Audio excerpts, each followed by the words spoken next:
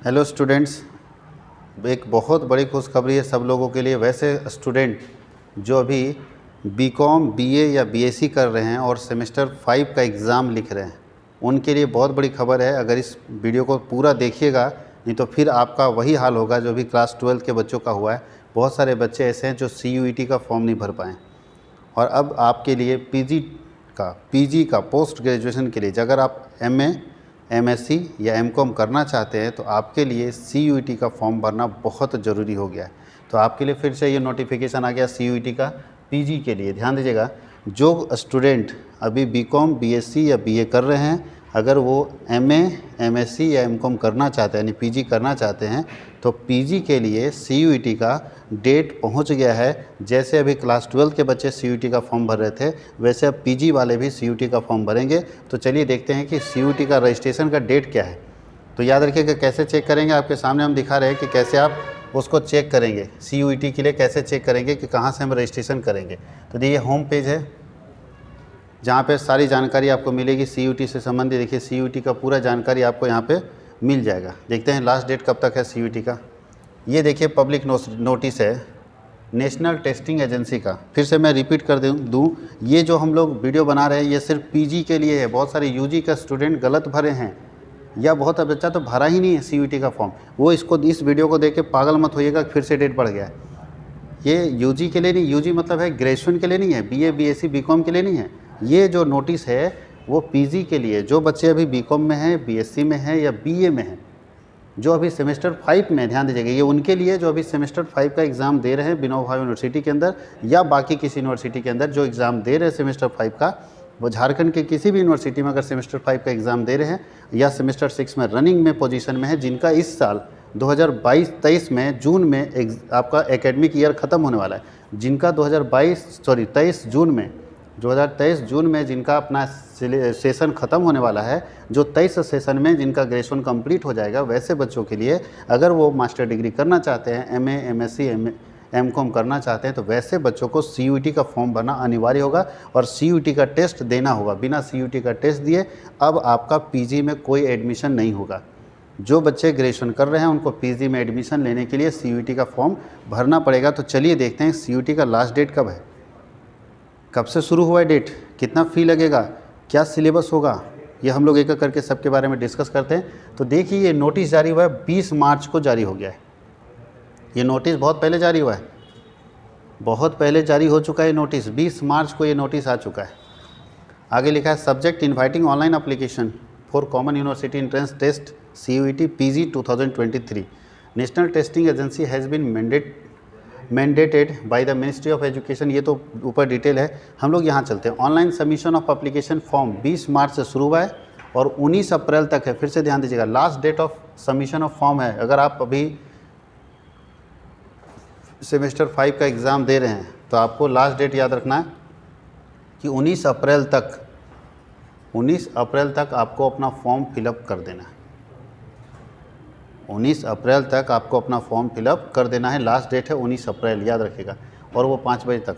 उससे पहले अगर आप पीजी करना चाहते हैं तो, यानी जो बच्चे बीकॉम, BSc या BA के बाद पीजी करना चाहते हैं, जो अभी सेमेस्टर 5 का एग्ज़ाम विनोबा भावे यूनिवर्सिटी में हो रहा है, तो विनोबा भावे यूनिवर्सिटी में जो सेमेस्टर 5 का एग्ज़ाम दे रहे हैं, चाहे वो आर्ट्स के बच्चे हों, चाहे वो कॉमर्स के बच्चे हों या साइंस के बच्चे हों, अगर कॉमर्स, साइंस, आर्ट्स में जो अभी सेमेस्टर 5 में एग्ज़ाम दे रहे हैं और अगर उनको लगता है कि इसके बाद यानी बीकॉम के मतलब ग्रेजुएशन के बाद, इसको ग्रेजुएशन बोलते हैं, ग्रेजुएशन के बाद अगर उनको लगता है कि हमको पीजी करना है, तो भैया पीजी करने के लिए अब ऐसे एडमिशन नहीं होता है। पहले होता था कि जो रिज़ल्ट आ गया है ना, किसी तरह BA कर लिए, किसी तरह BSc कर लिए, किसी तरह बीकॉम कर लिए। बहुत सारे बच्चे तो ऐसे हैं कि सिलेबस का नाम नहीं जानते हैं और BA कर लिए हैं।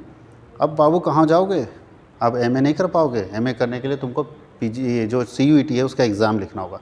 इसका मतलब है कि जो बच्चे पीजी करना चाहते हैं, जो अभी सेमेस्टर 5 में हैं, उन्हें बिना CUET का एग्ज़ाम लिखे और बिना CUET का एग्ज़ाम पास किए पीजी में किसी यूनिवर्सिटी में, देश के किसी भी यूनिवर्सिटी में एडमिशन नहीं मिलेगा। सरकार ये क्यों कर रही है, बहुत सारे बच्चों का सवाल आ सकता है।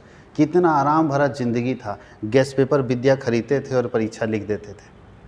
आखिर सरकार यह अन्याय क्यों करी? क्योंकि सरकार का एक ही मिशन है कि अब वैसे बच्चे जो नहीं पढ़ते हैं उन्हें आगे नहीं बढ़ने देना है और वैसे बच्चों को वहीं रोक के रखना है, क्योंकि वैसे बच्चे जो नहीं पढ़ते हैं, किसी तरह चीटिंग करके आगे बढ़ते हैं, वही लोग आगे करप्शन करते हैं और वही शिक्षा पद्धति को बर्बाद कर रहे हैं और वही बेरोज़गार बन के बेरोज़गारी के झुंड में खड़ा होते हैं और बोलते हैं हमको रोज़गार नहीं मिला, हम तो बीए किए हैं, हम तो बीएससी किए, हम तो बीकॉम किए हैं। अगर आपसे पूछा जाए कि ईमानदारी से आपने क्या सीखा, अब बीए बीएससी बीकॉम किए, तो कहीं ना कहीं कोई कमी रह गई है। तो सरकार की मंशा है कि अब वैसे कैंडिडेट आगे बढ़ेंगे जिनके अंदर योग्यता होगी, जिनके अंदर एबिलिटी होगी, वही कैंडिडेट आगे बढ़ेंगे। इसलिए उसके लिए CUET का एग्ज़ाम कंपलसरी कर दिया गया। बिना CUET का कोई यूनिवर्सिटी में एडमिशन नहीं होगा मास्टर डिग्री के लिए। तो फिर से मैं बता दूं, 20 मार्च से शुरू हुआ था डेट, 19 अप्रैल तक लास्ट डेट है। बहुत दिन नहीं बचा है, 10-15 दिन बचा है। तो इसको वायरल कर दीजिए वीडियो को अपने दोस्तों के साथ, जितना ज़्यादा कॉलेज के ग्रुप में, मतलब जितने दोस्त हैं सब के ग्रुप में इसको स्टेटस लगा के वायरल कीजिए ताकि कोई बच्चा छूटे नहीं। क्योंकि जैसे 12th में बहुत सारे बच्चे छूट गए हैं, रोज़ फ़ोन करते हैं सर मेरा क्या होगा, मेरा क्या होगा। भाई हम क्या करें, अगर साइट बंद हो गया हम क्या कर सकते हैं। मेरा काम था वीडियो बना के नोटिस कर देना, हमने जवाब दिया। आप आपके दोस्त अगर आप तक नहीं शेयर किए तो गलती आपके दोस्त की, अपने दोस्त को बोलो कि भाई तुम भर लिया, हमको शेयर नहीं किया, तो गद्दारी तो तुम्हारा दोस्त कर रहा है। इसलिए आप अपने दोस्तों तक भेज दीजिए ताकि कोई दोस्त छूटे नहीं भरने से इस फॉर्म को। तो 19 अप्रैल से पहले किसी हालत में भर देना, लिख दिया लास्ट डेट पेमेंट का, और कलेक्शन का नहीं, पैसा डालने का डेट 20 अप्रैल। तो 20 मत भरिए, आप 18 अप्रैल से पहले भर दीजिए। Downloading of admit card NTA की वेबसाइट पे बोल रहा है कि अभी इसका अनाउंसमेंट बाद में होगा, अभी अनाउंसमेंट नहीं हुआ है कि कब एडमिट कार्ड डाउन करो। एग्जामिनेशन वो भी अभी बोल रहा है कन्फर्म नहीं है। ड्यूरेशन 120 मिनट का एग्ज़ाम होगा, नहीं 2 घंटे का एग्ज़ाम होगा। टाइमिंग ऑफ एग्जामिनेशन वो भी अभी नहीं है, बोला बाद में अनाउंस करेंगे इसको, ठीक है। वेबसाइट है ये डिटेल दिया हुआ है, जिसको देखिए इसमें 3-4 चीज़ अभी अनाउंस नहीं किया, बाद में अनाउंस करेंगे आपको। ये है पूरा CUET का इन्फॉर्मेशन। अब बहुत सारे बच्चे ये सोच रहे होंगे कि CUET तो है, फॉर्म कैसे भराएंगे, तो फॉर्म जाके अपना ऑनलाइन भरवाइए। ध्यान दीजिएगा सब्जेक्ट सिलेक्शन पर, बहुत सारे बच्चे अभी UG में सब्जेक्ट सिलेक्शन गलत कर रहे हैं और गलत सब्जेक्ट सिलेक्शन करने के कारण उनका बहुत सारे बच्चे का फॉर्म रिजेक्ट होगा। एक तो वैसे बच्चे जो भर नहीं पाए, उनका किस्मत ख़राब हो गया, 1 साल रुकेंगे, वो नहीं भर पाए तो कोई ऑप्शन नहीं, 1 साल बैक होगा। अब कोई बच्चा पूछेगा नहीं भर पाए तो क्या होगा, 1 साल ब्रेक, अगले साल PG कीजिएगा। जो बच्चा भी क्लास 12th में नहीं भर पाएगा, डेट नहीं बढ़ेगा, तो समझिए उसका 1 साल ख़त्म हो गया। क्योंकि अब कंपलसरी हो गया है। पुराना ज़माना, शिक्षा पद्धति पुराने ज़माने की अब नहीं रही कि बस पढ़ रहे हैं टेंशन फ्री एडमिशन तो होगा, वो नहीं रहा है। जिस हिसाब से अब चेंज हो रहा है नई एजुकेशन पॉलिसी में, नई शिक्षा नीति में, आपको भी बदलना होगा, अपने माइंडसेट को बदलना होगा। और कुछ लोग ऐसे होते हैं जो अपने ज़माने के सलाह दे देते हैं कि हमारे ज़माने में तो नहीं होता था। भाई आपके ज़माने में फ़ोन भी नहीं था, आपके ज़माने में डिजिटल मीडिया भी नहीं थी। आप अब इस ज़माने की बात कीजिए ना, अपने ज़माने को छोड़ दीजिए। तो याद रखिएगा, इसको शेयर कीजिए, बाकी सारे लोगों तक इतना ज़्यादा शेयर कीजिए कि कोई बच्चा छूटे नहीं। जैसे 12th में छूटा है, कोई बच्चा छूटे नहीं। अब हम लोग चलते हैं सिलेबस क्या होगा, एग्ज़ाम का पैटर्न क्या होगा, कैसे एग्ज़ाम देंगे। तो चलिए हम लोग शुरू करते हैं सिलेबस पर। चलिए ये है सिलेबस, मैं ये यहाँ दिखा भी दे रहा हूँ कि आप खुद यहाँ से देख सकते हैं। ये पूरा साइट में जाके मैं दिखा दे रहा हूँ कि आप खुद से इसको सर्च करके, क्योंकि हम गूगल ही खोल के आपको दिखा रहे हैं, हमारे डिजिटल बोर्ड में गूगल खुला हुआ है और गूगल खोल के आपको दिखा रहे हैं कि कहाँ से आप सिलेबस देख सकते हो। चलिए अब हम लोग देखते हैं। हम लोग अगर कॉमर्स की बात करते हैं तो कॉमर्स का बच्चा यहाँ पे ह्यूमैनिटी, आर्ट्स वाले ह्यूमैनिटी में देखेंगे, साइंस वाले साइंस में देखेंगे। जिनका साइंस होगा वो साइंस में चेक करेंगे सिलेबस क्या है, जो आर्ट्स वाले हैं वो ह्यूमैनिटी में चेक कीजिएगा। आर्ट्स का मतलब ह्यूमैनिटी, याद रखिएगा। हम लोग आर्ट्स बोलते हैं, आर्ट्स नहीं होता है, उसका सही नाम होता है ह्यूमैनिटीज़, याद रखिएगा। जो CBSE स्कूल होते हैं वहाँ ह्यूमैनिटीज़ सब्जेक्ट होता है, आर्ट्स नहीं होता है। हम लोग झारखंड में और बिहार में आर्ट्स बोल दिए, तो आर्ट्स वाले ह्यूमैनिटी में चेक करेंगे सब्जेक्ट जो आपका रहेगा पेपर, और साइंस वाले साइंस में चेक करेंगे और कॉमर्स वाले कॉमर्स में चेक करेंगे, ठीक है। अब हम लोग चलते हैं, अगर कोई कॉमर्स का बच्चा है या आचार्य में आपको पुरानी लैंग्वेज संस्कृत वगैरह देखना होगा तो वो लैंग्वेजेज यहाँ देख सकते हैं। हिंदी और इंग्लिश, खोटा नहीं आएगा इसमें क्योंकि देश का एग्ज़ाम है। हिंदी आएगा, इंग्लिश आएगा, तमिल आएगा, मलयालम आएगा, उड़िया आएगा। तो यहाँ लैंग्वेज चेंज कर सकते हैं, तो आपको कौन सा लैंग्वेज लेना है। तो चलिए हम लोग कॉमर्स का टच करके देखते हैं कि कॉमर्स में क्या है। ये कॉमर्स का खुल गया। अब देखिए कॉमर्स में सबसे पहले है मैनेजमेंट, सिलेबस फॉर अर्बिट बोलता है एग्री बिजनेस मैनेजमेंट। ये COQ P01 है। तो एग्री बिजनेस मैनेजमेंट बहुत कम लोगों का होता है, कॉमर्स वाले का P08 में है। तो इसको थोड़ा सा ऊपर करते चले जाते हैं। सिलेबस P08 में चलते हैं हम लोग, थोड़ा सा और नीचे कर लेते हैं। चलिए ये हो गया सिलेबस। P07 जस्ट इसके नीचे है, ये देखिए सिलेबस फॉर कॉमर्स P08 यानी COQ P08, ये कॉमर्स के लिए, बाकी सब्जेक्ट का मैं बता दिया हूँ क्योंकि हमारा कॉमर्स वर्ड हजारीबाग है भैया, तो हम अपने कॉमर्स की प्रचार करते हैं, तो इसलिए कॉमर्स वाले को तो हम इन्फॉर्म कर दे रहे हैं। बाकी सब्जेक्ट अपना ढूंढ लीजिएगा, वैसे मैं सबको बता दूंगा, सारे के लिए सेम चीज़ है, सिलेबस अलग अलग है। अब साइंस वाले में बोलोगे कोई फिजिक्स के लिए बताने के लिए, कॉमर्स वर्ड के टीचर को फिजिक्स नहीं समझ आता है क्या सिलेबस, हाँ बट मैं दिखा दूंगा कि क्या क्या मुझे आपको पढ़ने हैं। तो चलिए कॉमर्स के लिए अब एग्ज़ाम कैसे देना है तो ध्यान दीजिएगा, यहाँ पे मैं समझा दूँ। सारे सब्जेक्ट के लिए सेम पैटर्न है, जितने भी सब्जेक्ट होंगे जो भी आप चुनेंगे सबके लिए एक ही पैटर्न है, एक ही पैटर्न में एग्जामिनेशन होगा। तो ध्यान दीजिएगा एग्जामिनेशन कैसे होगा, यहाँ पे साफ साफ लिखा है कि there will be 1 question paper which contain 100 question. एक क्वेश्चन पेपर होगा जिसमें 100 क्वेश्चन होंगे। एक क्वेश्चन पेपर होगा जिसमें कितने क्वेश्चन होंगे, 100 क्वेश्चन होंगे, यानी टोटल आपको जो एग्ज़ाम देना है वो 100 क्वेश्चन का एग्ज़ाम देना है। कहीं कोई दिक्कत है? 100 क्वेश्चन में कहाँ से आएंगे बोलते हैं, all questions will be compulsory, सारे के सारे क्वेश्चन बनाने होंगे आपको, ठीक है। क्वेश्चन पेपर 2 पार्ट में रहता है, इसमें पार्ट 2 रहेगा। 100 क्वेश्चन में पार्ट ए रहेगा और पार्ट बी रहेगा, पार्ट ए रहेगा और पार्ट बी रहेगा। पार्ट ए में 25 क्वेश्चन पूछेगा जो कि लैंग्वेज से होगा। 25 क्वेश्चन जो पूछेगा वो लैंग्वेज से पूछेगा, यानी आप जो लैंग्वेज चुनेंगे जिसमें रीजनिंग मैथ सब आ जाएगा, GK GS reasoning math 25 question. और 75 क्वेश्चन देखिए जिसमें क्या क्या आएगा, 25 क्वेश्चन में लैंग्वेज आएगा जो आपका होगा Hindi English, verbal ability Hindi English में, general awareness, mathematical and quantitative ability and analysis skill, मतलब है मैथ्स भी आएगा, रीजनिंग भी आएगा और आपका लैंग्वेज भी आएगा हिंदी इंग्लिश, वर्बल एबिलिटी, वो सब आ जाएगा। पार्ट बी में 75 क्वेश्चन होंगे, 75 क्वेश्चन होंगे, जो ध्यान दीजिएगा 75 क्वेश्चन होंगे जो कि आपके स्पेसिफिक सब्जेक्ट से होंगे। जैसे आप कॉमर्स के स्टूडेंट हैं तो कॉमर्स से, ये है आपका पैटर्न, ठीक है। कोई दिक्कत किसी को इस पूरे पोर्शन में कहीं कोई दिक्कत नहीं होना चाहिए कि कैसे एग्जामिनेशन होगा। बोलता है there will 1 question paper which will have 100 question, all questions will be compulsory, सारे क्वेश्चन कंपलसरी है। इसमें 2 पार्ट बटा रहेगा, part A part B. Part A में लैंग्वेज होगा जिसमें 25 नंबर का एग्जाम होगा और पार्ट बी में 75 क्वेश्चन पूछे जाएंगे जिसमें आपके स्पेसिफिक सब्जेक्ट से क्वेश्चन पूछे जाएंगे। अब साइंस का बच्चा होगा तो ये सबका कॉमन होगा, ये सबका एक जैसा होगा, चाहे कोई सब्जेक्ट लो, आर्ट्स हो, साइंस हो, कॉमर्स हो, सबका एक जैसा होगा। ये जो 75 नंबर है उसका अपना पेपर होगा। अब फिजिक्स वाले फिजिक्स का देंगे, मैथ्स वाले मैथ्स का देंगे, जिसका आप चुनना चाहते हो उसमें दोगे, जिसमें आप चुनना चाहते हो उसी में आपको एग्ज़ाम देना है। जिसमें आप मास्टर डिग्री करना चाहते हो उसी में आप एग्ज़ाम लिखोगे। अगर आप फिजिक्स से मास्टर डिग्री करना चाहते हो तो फिजिक्स लिखो, कॉमर्स से मास्टर डिग्री करना चाहते हो तो कॉमर्स लिखो, अगर आप साइंस मतलब बायोलॉजी से मास्टर डिग्री करना चाहते हो तो बायोलॉजी लिखो, हिस्ट्री से मास्टर डिग्री करना चाहते हो तो हिस्ट्री लिखो। ये आपके ऊपर डिपेंड करता है, ये वाला चेंज होगा खाली। ये सबके लिए एक जैसा, याद रखिएगा, ये सारे लोगों के लिए एक जैसा कॉमन होगा, ये अलग अलग नहीं होगा, ये सबके लिए कॉमन होगा। इसलिए ये चीज़ आपके लिए सब सेम है, सिर्फ यहाँ पे चेंज होगा। अब चलते हैं, देखिए कॉमर्स में क्या सब्जेक्ट सिलेबस है। ध्यान दीजिएगा 19 तारीख से पहले, 19 अप्रैल से पहले फॉर्म जाके साइबर कैफ़े में भरवा लीजिए, अगर कोई दिक्कत होगा। अब देखिए सिलेबस देखिएगा, ध्यान दीजिएगा, CUET है कि क्या है। पहला कॉमर्स के अंदर माइक्रो इकोनॉमिक्स पढ़ना है, माइक्रो इकोनॉमिक्स में इतना सारा चीज़ आपको पढ़ना है, देखते जाइएगा खाली सिलेबस। लगता है UPSC पास हो जाओगे, जितना सिलेबस दिया है इतना पढ़ लेगा तो UPSC पास कर जाए। माइक्रो इकोनॉमिक्स में ये सारे चीज़ पढ़ना है आपको। Definition and nature of economics पढ़ना है, यूटिलिटी एनालिसिस पढ़ना है, प्रोडक्शन पढ़ना है और प्राइसिंग फैक्टर पढ़ना है। दूसरा करेंसी एंड बैंकिंग आपको पढ़ना है, सेकंड टॉपिक पढ़ना है currency and banking, currency and banking. अभी तक इसका श्योर नहीं है कि किधर से क्वेश्चन पूछेगा, फिर भी मैं नेक्स्ट वीडियो में और इसको ईजी बना के दूंगा ताकि आप तक आसानी से और समझ में आ जाए कि क्या क्या कंटेंट है। मैं सिर्फ इस वीडियो में आपको पूरा सिलेबस दिखा देता हूँ। करेंसी एंड बैंकिंग पढ़ना है जिसके अंदर ये सब पढ़ना है।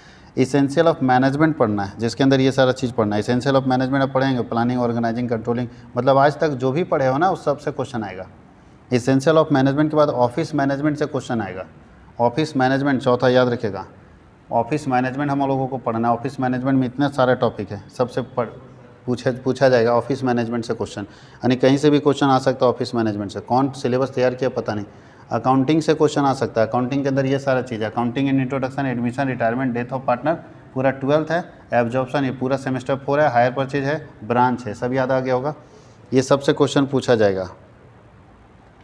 बिजनेस ऑर्गेनाइजेशन से क्वेश्चन पूछा जाएगा। बिजनेस ऑर्गेनाइजेशन में क्या क्या पढ़ना है, डेफिनेशन पढ़ना है बिजनेस का, मोनोपोलिस्टिक कॉम्बिनेशन पढ़ना है, प्रोडक्शन का ऑर्गेनाइजेशन प्रोसेस पढ़ना है, प्रोड्यूस एंड स्टॉक एक्सचेंज पढ़ना है। सब कहीं ना कहीं पढ़े हैं आप लोग, पूरे बीकॉम में कहीं ना कहीं पढ़ाया है। उसके बाद स्टैटिस्टिकल मेथड आपको पढ़ना है, जिसमें कोरिलेशन रिग्रेशन, देखिए correlation analysis, regression, interpolation, measure of dispersion, measure of central tendency, classification and tabulation, method of statistical inquiry, सब आपको पढ़ना है।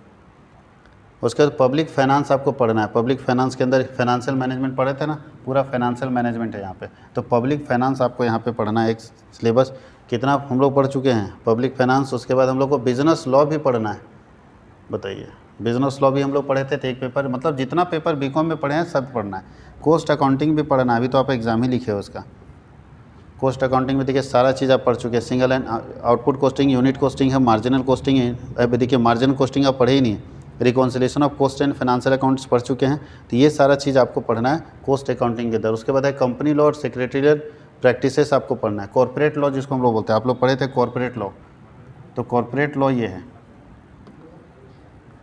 कॉर्पोरेट लॉ के बाद पढ़ना है सेलिंग एंड एडवर्टाइजिंग, ये पढ़ना है आपको। सेलिंग एंड एडवर्टाइजिंग, विक्रय और विज्ञापन क्या है, सेलिंग एंड एडवर्टाइजिंग आपको पढ़ना है, जिसके अंदर ये सारा चीज़ दिया हुआ है। उसके बाद बिजनेस मैथमेटिक्स पढ़ना है। बताइए, बिजनेस मैथमेटिक्स भी डाल दिया, इतना सारा सिलेबस है, पागल हो जाएगा पढ़ते पढ़ते। बिजनेस मैथमेटिक्स के अंदर इतने सारे मैथमेटिकल पोर्शन पढ़ने हैं। उसके बाद पढ़ना है इंश्योरेंस लॉ एंड अकाउंट्स, वो भी आपको पढ़ना है। इंश्योरेंस पुरानी जो प्रिंसिपल ऑफ इंश्योरेंस पढ़े थे वो पूरा आ गया, प्रिंसिपल ऑफ इंश्योरेंस। उसके बाद इंश्योरेंस लॉ एंड अकाउंट्स दोबारा दे दिया। Income tax law and accounts ये फिर दे दिया है। कंटेम्प्रेरी ऑडिट यानी पूरा ऑडिट पढ़ना है, इनकम टैक्स पढ़ना है।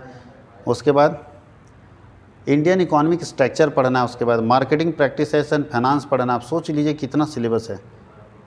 उसके बाद मैक्रो इकोनॉमिक्स पढ़ना है। मार्केटिंग के बाद हम लोग को मैक्रो इकोनॉमिक्स पढ़ना है। मैक्रो इकोनॉमिक्स के अंदर पूरा पोर्शन देखना है। उसके बाद ट्रेड ऑफ इंडिया पढ़ना है, भारत में किस तरह का व्यापार होता है। उसके बाद अप्लाइड एंड बिजनेस स्टैटिस्टिक्स देखना है आपको, ये कॉमर्स का सिलेबस है। लॉ एंड प्रैक्टिसेस जो है वो बिजनेस बैंकिंग का, ये भी आपको देखना है। और उसके बाद है डेवलपमेंट बैंकिंग, आपको पढ़ना है कि क्या क्या बैंकिंग में डेवलपमेंट हो रहा है, ये भी आपको पढ़ना है।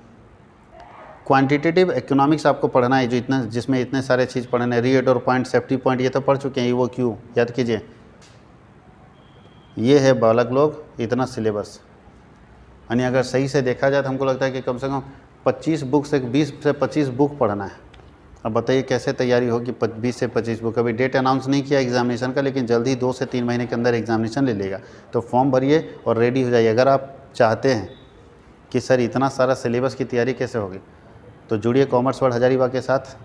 CUT के प्रिपरेशन के लिए, PG के लिए, UG का भी बैच चल रहा है, PG का भी बैच चल रहा है। जो बच्चे UG के हैं वो UG के लिए जुड़ सकते हैं, जो PG के PG के लिए जुड़ सकते हैं।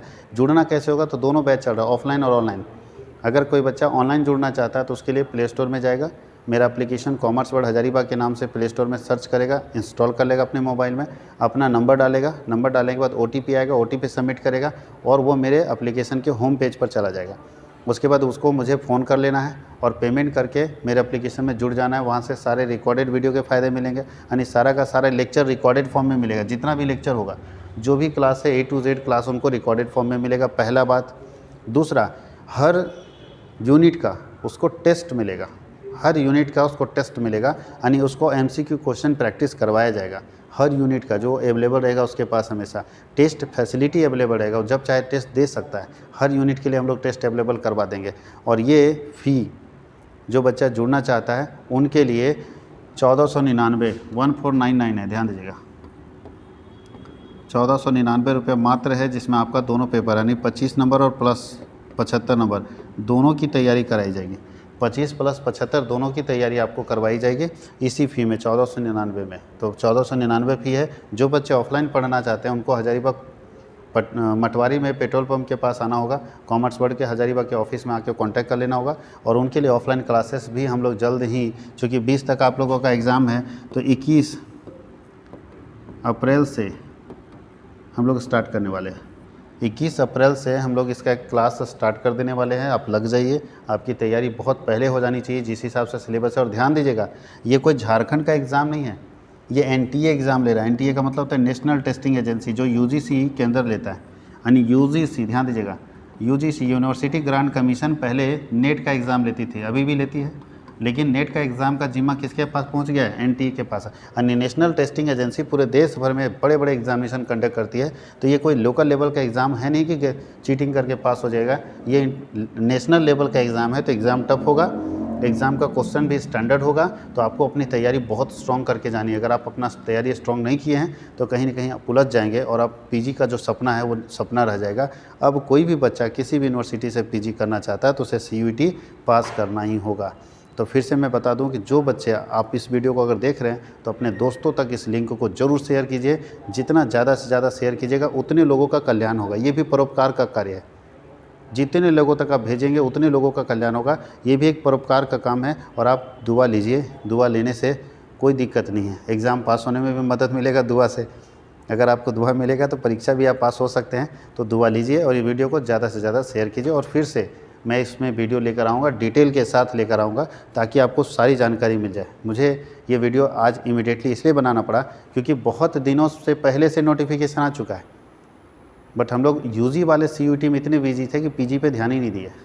और आज अचानक हमको लगा कि नहीं, ये आ गया नोटिफिकेशन तो इसका वीडियो बना देते हैं, क्योंकि ऐसा ना हो डेट फेल हो जाए। इसलिए मैं जल्दबाजी में ये वीडियो आज बना दिया हूँ, और जिसमें आपको सिलेबस बता दिया कैसे भर सकते हैं, कहाँ कितना कब तक इसका लास्ट डेट है। भरने के लिए आप किसी भी आसपास के साइबर कैफे में जाइए। सब्जेक्ट सिलेक्शन सही से कीजिएगा। सब्जेक्ट सिलेक्शन अगर गलत होगा तो आप फंस जाइएगा। इसलिए सब्जेक्ट सिलेक्शन बहुत अच्छा होना चाहिए। सब्जेक्ट सिलेक्शन जो आप लेना चाहते हैं, और जो कॉमन पेपर, दो ही तो पेपर चुनना है। एक आपका कॉमन पेपर जो 25 नंबर का, और एक जो आप लेना चाहते हो, तो आप ना डिसाइड करोगे कि आप क्या लेना चाहते हो। तो सब्जेक्ट सिलेक्शन अच्छा होना चाहिए, आपके लिए बढ़िया होगा। आप अच्छा सा सब्जेक्ट चुनिए और बढ़िया से भरिए। और अगर किसी भी तरीके तैयारी की ज़रूरत पड़ती है तो कॉमर्स वर्ल्ड हजारीबाग को कॉन्टैक्ट करें। Thank you.